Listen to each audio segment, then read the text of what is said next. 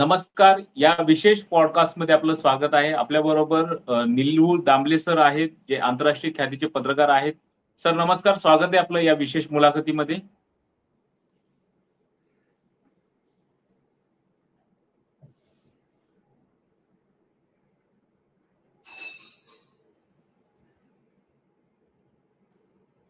Sir आवाज येतोय माझा तुम्हाला?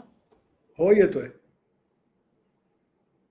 तर या विशेष मुलाखतीच्या आपण कारण की निळू दामले सरांचं म्हटलं तर निळू दामले सर आंतरराष्ट्रीय घडामोडींचे अभ्यासक आहेत. गेल्या कित्येक दशकांचा त्यांचा अभ्यास आहे आणि आता जे भारतामध्ये जी परिस्थिती निर्माण झालेली आहे, भारत-पाकिस्तान सीमेवरचा तणाव आणि युद्धजन्य परिस्थिती या संदर्भात बोलण्यासाठी ते आपल्याला उपलब्ध झालेले आहेत. त्यांनी वेळ दिला त्याबद्दल त्यांचे धन्यवाद. सर खरं तर आता ज्या पद्धतीने आपण बघतो की पेहलगाममध्ये जो हल्ला झाला, पर्यटकांवर हल्ला झाला आणि त्यानंतर भारत आणि पाकिस्तानच्या सीमेवरती तणाव निर्माण झालेला आहे आणि ज्या पद्धतीनं सांगितलं जातंय की ही युद्धाची परिस्थिती निर्माण झालेली आहे. माझा पहिला प्रश्न तुम्हाला असा असणार आहे की यातून आगामी काळामध्ये ज्या पद्धतीनं युद्धजन्य परिस्थिती झाली होती किंवा भारत-पाकिस्तान युद्ध यापूर्वी झालं होतं, कारगिलचं युद्ध झालं होतं, 1971चं युद्ध झालं होतं का? तशी काही परिस्थिती आपल्याला दिसून येतेय का? तणाव आहे हे खरं आहे. पण युद्ध कोणत्या स्वरूपाचं आणि कसं असेल हे मात्र सांगता येत नाही. म्हणजे हे युद्ध भारताची सेना तिकडे जाणार, त्यांच्या सेनेशी भिडणार, त्यांची सेना भारतात येणार आणि भारताशी भिडणार असं काही होईल काय होईल ते सांगता येत नाही. तणाव आहेत, युद्ध होईल, युद्धाचं स्वरूप हे वेगळं असेल असं मला वाटतं.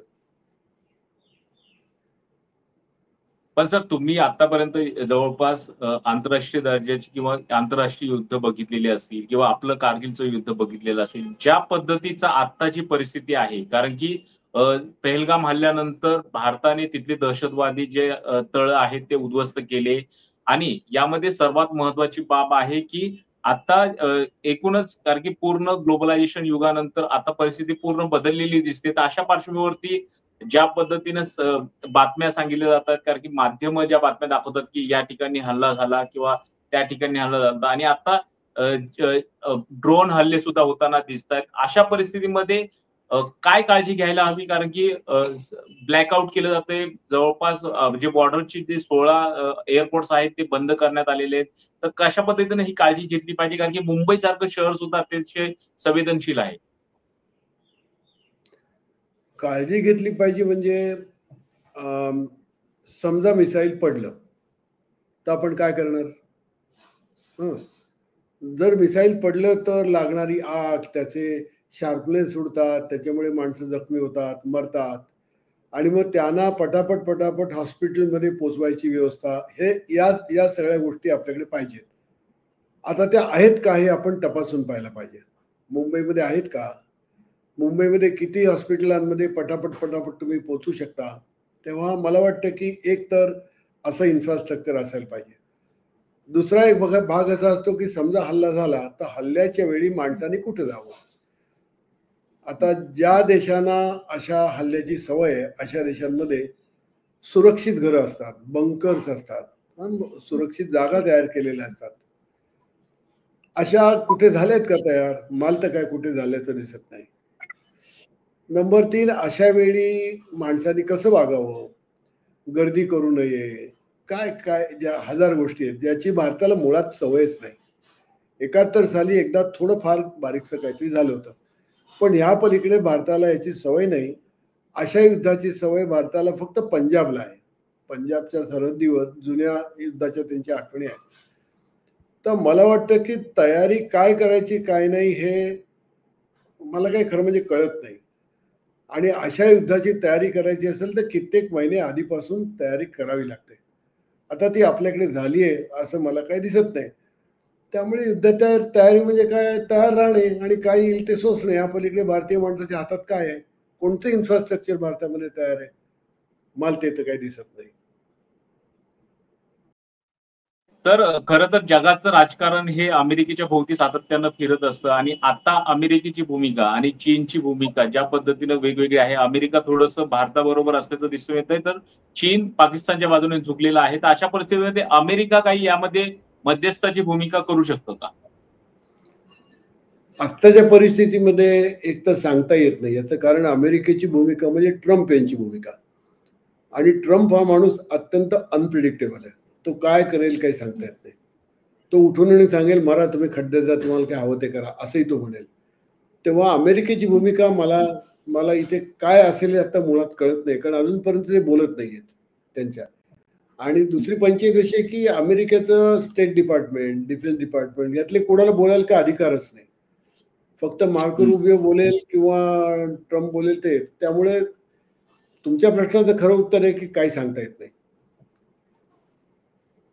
नाही पण सर हे ह्या सगळ्या परिस्थितीमध्ये तुर्कस्तान असेल किंवा इराण असेल किंवा चीन असेल हे पाकिस्तानच्या बाजूने झुकलेले दिसतात आणि जे चीनच्या माध्यमातून जे लढाऊ विमान देण्यात आलं F-16 त्याचा सुद्धा यामध्ये वापर झाल्याचं दिसून येतंय. तर जो पहलगाम हल्ला झाला त्याच्यानंतर खरं तर आर्थिक क्षेत्रामध्ये जो आपला स्पर्धा करणारा भारत देश आहे, त्याच्यासाठी कुठेतरी अशा पद्धतीनं आंतरराष्ट्रीय इतर जी राष्ट्र आहेत ते पाकिस्तानच्या आडून काही भारताला डिस्टर्ब करण्याचा प्रयत्न करतायत? मला नाही वाटत. मला असं वाटतं, की या क्षणी तरी जगातल्या ज्या देशांचा उल्लेख तुम्ही केलात, त्या देशांना भारत, पाकिस्तान याच्यामध्ये फारसा इंटरेस्ट आहे असं मला काही वाटत नाही. म्हणजे भारत सरकार असं म्हणत असतं, की आपण आता महाशक्ती होतोय आणि या महाशक्तीला रोखण्याचा प्रयत्न कोणतरी करेल, असं असं भारत सरकार दाखवत असतं. मला असं वाटत नाही.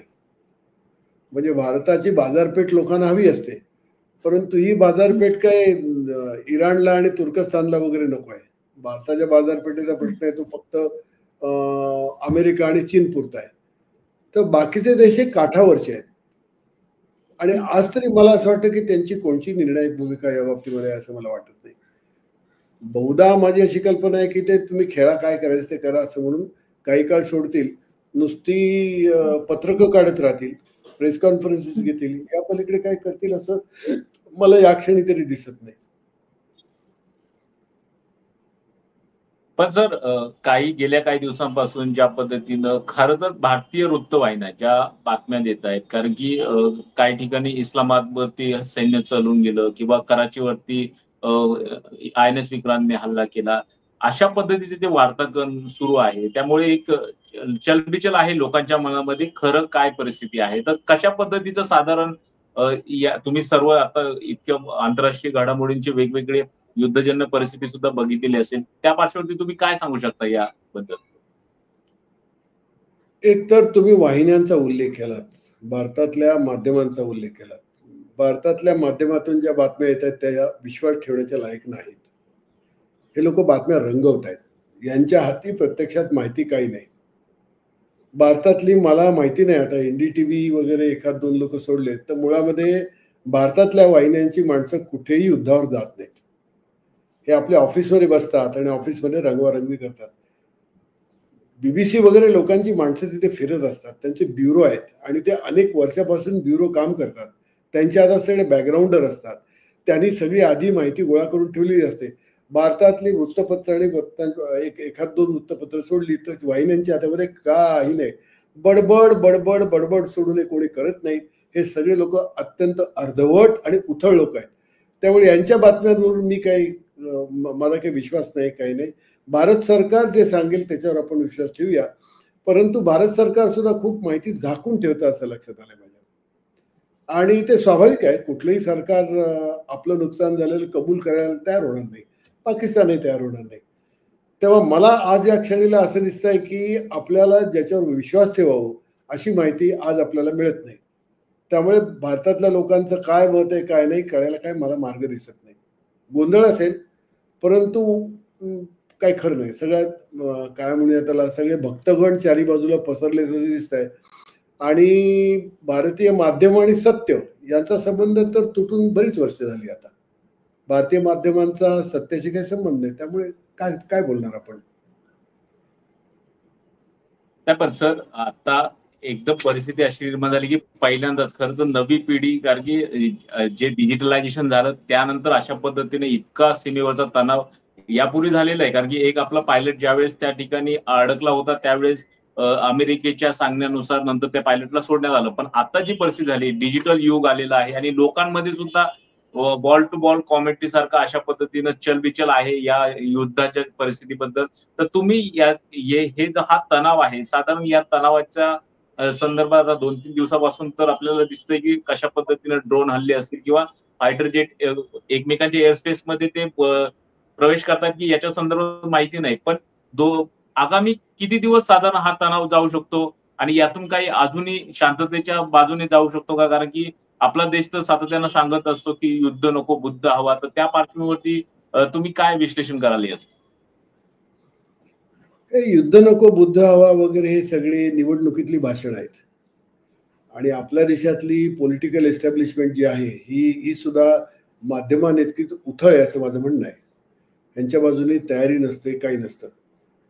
आता युद्धाच्या बाबतीमध्ये युद्ध कसं होईल काय हे जे प्रश्न तुम्ही विचारलेत, साधारणपणे असं असतं की नागरिकांना ह्याबद्दलची माहिती माध्यमातून आधीच हळूहळू मिळत गेलेली असते.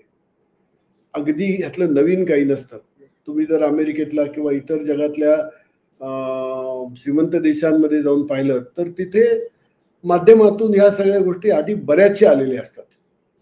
आणि मला असं वाटतं की प्रत्येक देशामध्ये 30-40% लोक तरी असतात की ज्यांना याची नीटपणे कल्पना असते. भारताच्या आधीपर्यंत त्याच्याबद्दलची कोणाला काही कल्पना आहे असं मला दिसत सुद्धा नाही. म्हणजे आता अगदी कमी ठिकाणी भारतात कोणची विमानं आहेत, पाकिस्तानमधले कोणची विमानं आहेत, भारताकडे क्षेपणास्त्र कशी आहेत, त्यांच्याकडे काय आहेत, याबाबत सुद्धा जी प्राथमिक माहिती आहे, ही प्राथमिक माहिती सुद्धा नाही. आणि मला वाटतं ही माहिती माध्यमामध्ये काम करणाऱ्या लोकांना सुद्धा नाही. त्यामुळे काय प्रिडिक्ट करणार? कोणत्या माहितीच्या आधारे? आणि तुम्ही डिजिट वगैरे म्हणताय, मुळामध्ये ही सगळी माहिती फीड करणं आणि त्याचा अभ्यास करणं यासाठी अनेक संस्था काम करतात इतर देशांमध्ये. तसं आपल्या देशामध्ये मला कुठे करताना दिसत नाही. परदेशामध्ये, अमेरिकेमध्ये, ब्रिटनमध्ये विद्यापीठांमध्ये या विषयावर काम करणारे डिपार्टमेंट्स असतात.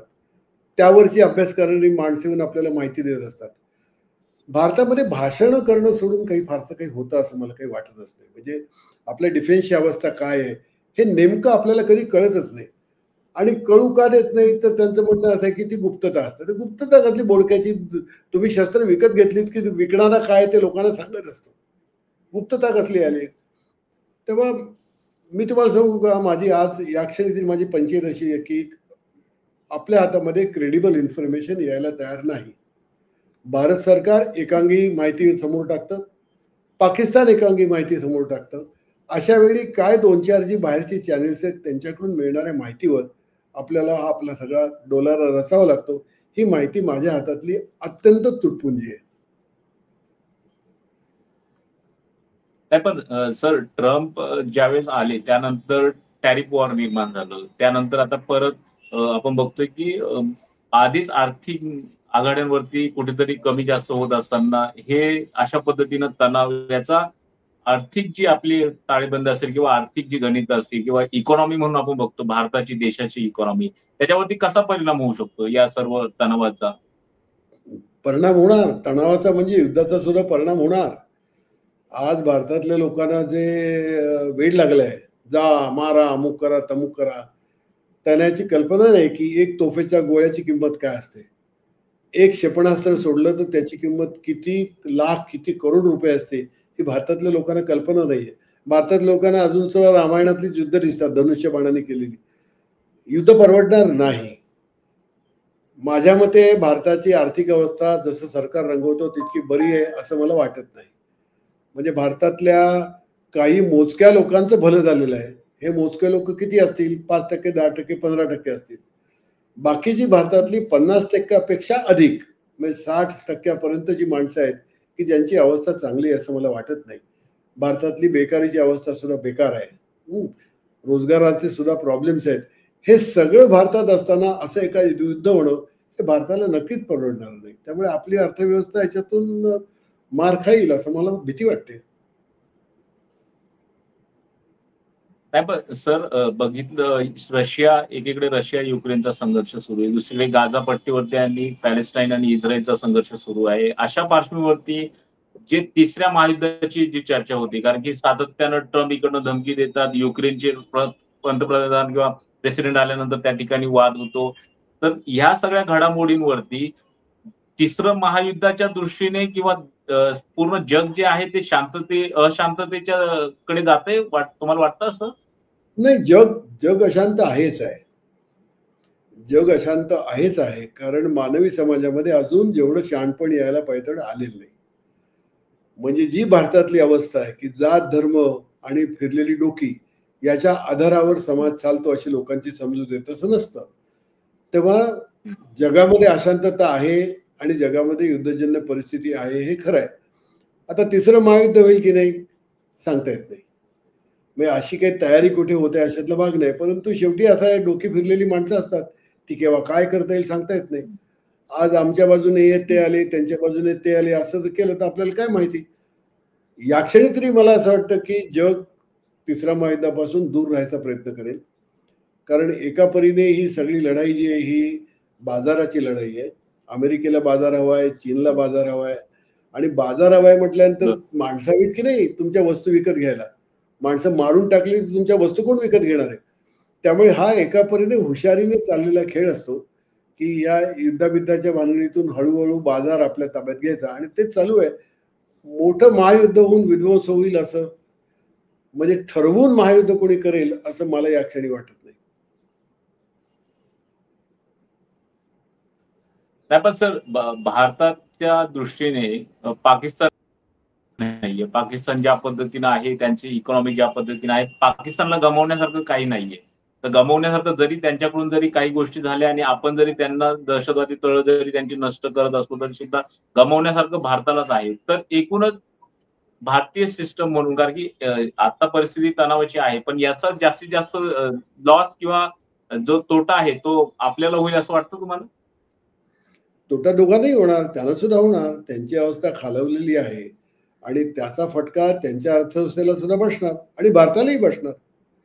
परंतु माणसाचं डोकं ज्यावेळी ताळ्यावर नसतं, त्यावेळी माणूस असा शहाणपणाचा विचार करत नाही, की आता आपल्या अर्थव्यवस्थेवर काय परिणाम होईल? काय देणं-घेणं आहे? आता भारतामध्ये दंगली करणारे लोकं आहेत. प्रत्येक दंगलीमध्ये खूप नुकसान होत असतं. माणसंही मरत असतात. विचार करतात का दंगल करणारे लोकं? नाही करत. ते दंगली घडवून आणतच असतात. तेव्हा जर अशी परिस्थिती असेल आणि आहे असं मला वाटतं, की पाकिस्तानचं राजकीय नेतृत्व असेल किंवा भारताचं राजकीय नेतृत्व असेल, या नेतृत्वाला स्वतःच्या राजकीय अडचणीतून बाहेर येण्यासाठी जर युद्ध हवं असेल, तर ते युद्ध करतील. कारण युद्ध म्हटलं रे म्हटलं, की देशभर एकदम देशप्रेमाचं मोठी लाट उसळते. मग युद्धाला विरोध करणारी माणसं देशद्रोही ठरतात. असं म्हटल्यानंतर सरकार हे आपलं सगळी काय जी सामग्री आहे, युद्धाच्या पाठी लावते आणि नंतर त्या युद्धाचा फायदा हा पुढल्या निवडणुकीमध्ये घेत असते. हे जगात सर्वत्र घडतं. पाकिस्तानमध्ये तेच घडतंय. आता तेच जर दोन्ही बाजूच्या सरकारांना किंवा सत्तेत असणाऱ्या संघटनांना हवं असेल, आपण काय करणार मला सांगा तुम्ही? पण सर, पाकिस्तानची भूमिका खरं तर बघितलं तर ज्या पद्धतीनं दहशतवादाला खतपाणी घालणारी भूमिका आहे असं दिसतंय. कारण की आता सुद्धा आंतरराष्ट्रीय स्तरावरती भारताकडून एक फोटो दाखवला जातोय, ज्यामध्ये अतिरेक्यांची जी अंत्यविधी आहे त्या ठिकाणी कशा पद्धतीनं पाकिस्तानची मिलिटरीची लोकं आहेत. त्यामुळे पाकिस्तान अजूनही दहशतवादापासून दूर जाताना दिसत नाही. तिथलं नेतृत्व आणि तुम्ही खरं तर तिथलं मला राजकीय नेतृत्व आणि लष्कर नेतृत्व यामध्ये सातत्यानं क्लॅशेस आढळतात. आता सुद्धा आढळले. आणि आता सुद्धा इम्रान खान हे तुरुंगात आहेत. तर त्याबाबत तुम्ही काय सांगाल पाकिस्तानच्या राजकीय आणि लष्करीय दोन्ही या दोन वेगवेगळ्या सिस्टम बद्दल? एक तर पाकिस्तानवर पहिल्यापासून लष्कराचा वर्चस्व राहिलेला आहे. लष्कर पाकिस्तानच्या जनतेला नेहमी सांगत असतं, की तुम्ही जिवंत आहात किंवा तुमचा देश फुटला नाही आणि तुमचा देश चालू आहे याचं कारण आम्ही आहोत. असं लष्कर कायम सांगत असतं आणि एका परीने राजकीय एस्टॅब्लिशमेंटला ते दुय्यम लेखत असतं. ते आजही चालू आहे. अनेक वेळा असं घडलेलं आहे, की भुत्तो होत्या किंवा नवाज शरीफ होते. यांनी लष्कराला आटोक्यात ठेवायचा प्रयत्न अनेक वेळा केला. पण प्रत्येक वेळी लष्कराने त्यांना उलथवून लावलं. तेव्हा मला असं वाटतं, की लष्कर आणि पॉलिटिक्स ह्याच्यामध्ये तिकडे मारामारी आहे, ती आजही शिल्लक आहे. एक शक्यता अशी आहे, की लष्कराला आज पुन्हा एकदा आपलं वर्चस्व प्रस्थापित करायचं आहे आणि त्यासाठी त्यांनी पहलगामचा हल्ल्याचा वापर केला असं आपल्याला म्हणता येईल. दुसरं म्हणजे हे जे दहशतवाद नावाचं जे प्रकरण आहे, हे पाकिस्तानमध्ये तुम्ही मागे जाऊन पाहिलं तर तुम्हाला कळेल की 1980च्या आसपास हा दहशतवाद अधिक जोरात सुरू झाला. म्हणजे त्याला सरकारी आशीर्वाद आणि लोकांचं सुद्धा प्रेम या दोन्ही गोष्टी तिकडे मिळायला लागल्या. अफगाणिस्तानातल्या युद्धाच्या वेळी हे दहशतवादी पाकिस्तानने वापरले आणि अमेरिकेने त्यांना मदत केली. आता दहशतवादी नॉन स्टेट ॲक्टर्स आहेत. म्हणजे हे आपण असं म्हणजे कंत्राटी काम आहेत. हवं तेव्हा हव्या त्या कामासाठी सरकार त्यांना वापरत असतं आणि त्याची गरज सरकारला असते. याचं कारण काश्मीर हा प्रश्न त्यांनी आता त्यांच्या लेखी मुस्लिम देशांमध्ये हा पाकिस्तानचा महत्वाचा प्रश्न करून ठेवलाय. म्हणजे आमची ती मुख्य रक्तवाहिनी असं ते जनरल मुनीर म्हणाले. आणि असं वातावरण पसरवल्या कारणाने काश्मीर आमच्या ताब्यात जर नाही आला तर आम्हाला काही अर्थ नाही असं असं ते वातावरण ते निर्माण केलंय. आणि हा विषय त्यांच्यासमोर तेवत ठेवण्यासाठी काश्मीरमध्ये दहशतवाद करणं हे पाकिस्तानला लष्कर आणि एस्टॅब्लिशमेंटला आवश्यक आहे असं मला दिसतं. आणि त्यामुळे दहशतवादाला तरी पोहोचलं हे उघड आहे. म्हणजे मला असं वाटतं भारत सरकारने राजकीय वापर न करता या दहशतवादाबद्दलच्या गोष्टी लोकांच्या समोर पहिल्यापासून ठेवायला पाहिजेत. कळायला पाहिजे की कोण आहेत, काय करतात, काय नाही. भारतामध्ये गंमत अशी आहे की या दहशतवादाच्या विरोधात भारतातली पॉलिटिकल एस्टॅब्लिशमेंट म्हणजे सत्ताधारी पक्ष आहे. ह्याचं कारण त्यांना ते अँटी मुस्लिम आणि अँटी पाकिस्तान करायचं आहे. दहशतवाद हा असा हिंदू मुस्लिम किंवा एका देशाचा असा नसतो. दहशतवादी हे नेहमीच ठेवलेले कंत्राटी लोक असतात. तेव्हा या कंत्राटी लोकांची जरूर त्यांना आज आहे. भारताच्या राजकारणामध्ये सुदैवाने ती कोणाला गरज भासली नाही. भारतातल्या ज्या ज्या भूमिका असतात त्या अधिकृत असतात, लेजिटिमेट असतात. भारताच्या भूमिका ह्या संसदेमध्ये चर्चेत घेतल्या जातात, वर्तमानपत्रातून चर्चिल्या जातात. त्यामुळे भारताला आजपर्यंत या कंत्राटी लोक घेऊन भारताला राजकारण करावं लागलेलं नाही. पाकिस्तानला ते करावं लागलंय. हा या दोन राजकारणाचा फरक आहे. त्यामुळे दहशतवादाचा वापर पाकिस्तान अजूनही करत राहणार हे लक्षात ठेवूनच भारताने आपलं धोरण ठरवायला पाहिजे.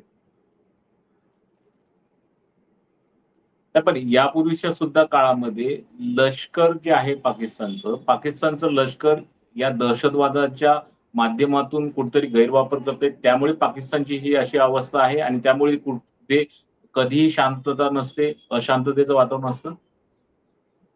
हो, तसंच आहे ना.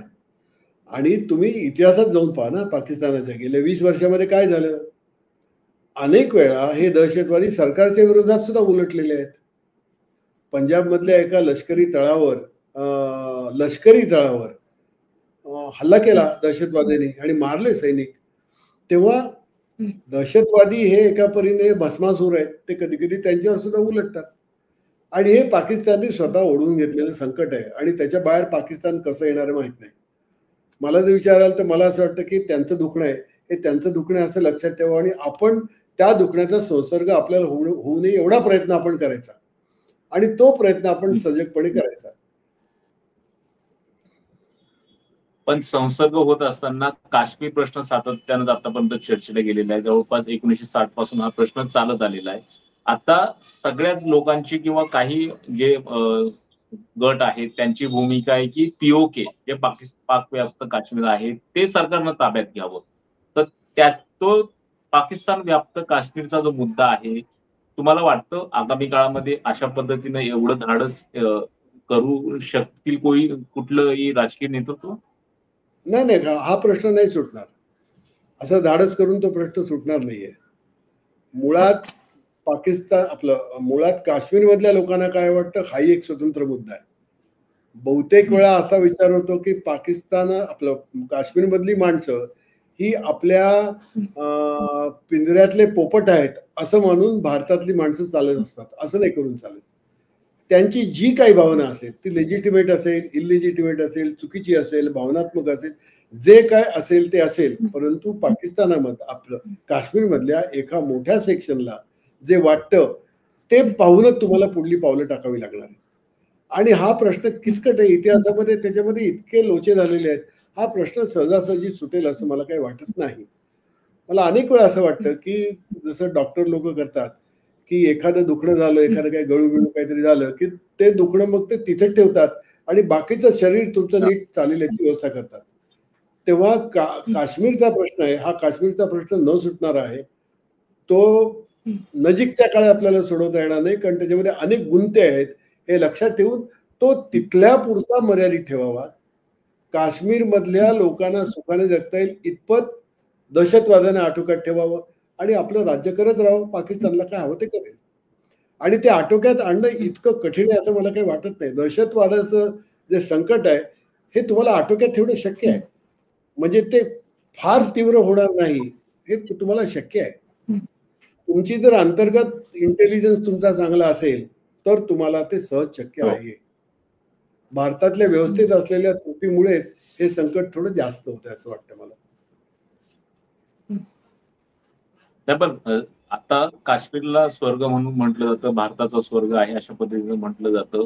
पण आता जे भारत-पाकिस्तानचा तणाव आहे आणि पेहलगामचा हल्ला झाला, त्याच्यानंतर अजून आगामी काळामध्ये म्हणजे ही शांतता पूर्ण झाल्यानंतर पाकिस्तानच्या बाजूने ज्या पद्धतीनं काही हल्ले केले जात आहेत, तर काश्मीरमध्ये बहुतांश भारतातले पर्यटक जातात आणि काश्मीरसारखा भाग कुठल्याही भारताच्या इतर भागामध्ये नाहीये.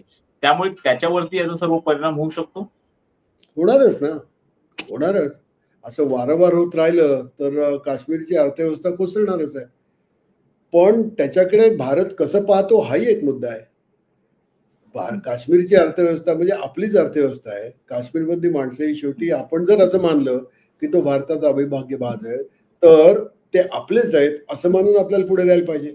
असं आपण मानतो का? हं, हं, काश्मीर असो, लडाख असो किंवा पूर्वेकडली, उत्तरेकडली राज्य असोत, या सर्व राज्यांच्या बाबतीमध्ये भारतातल्या राजकीय पक्षांचं धोरण हे ती दुय्यम माणसं आहेत आणि त्याने आमचं ऐकावं असं आहे. त्यांचं म्हणणं कोणी ऐकत नाही. हे आहे. हं, भारतीय राजकारणामध्ये जो हिंदी बेल्ट नावाचा एक प्रकार आहे. हं.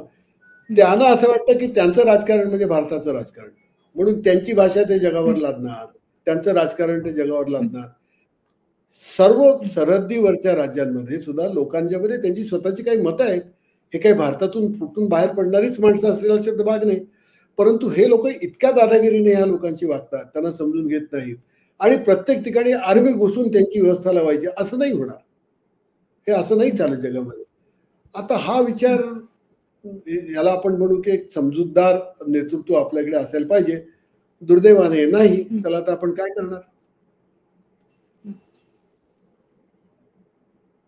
पण सर ज्या वेळेस कलम 370 हटवलं, त्यानंतर नोटबंदी करण्यात आली. त्यानंतर दहशतवाद कमी होईल असं म्हटलं जात होतं. पण आत्ताच्या परिस्थितीमध्ये कलम 370 हटवल्यानंतर जी परिस्थिती निर्माण झालेली, उद्भवलेली आहे, तर आगामी काळामध्ये अजूनही काश्मीरमध्ये अजून काही सँक्शन्स किंवा अजून परिस्थिती बिघडेल असं वाटतं तुम्हाला?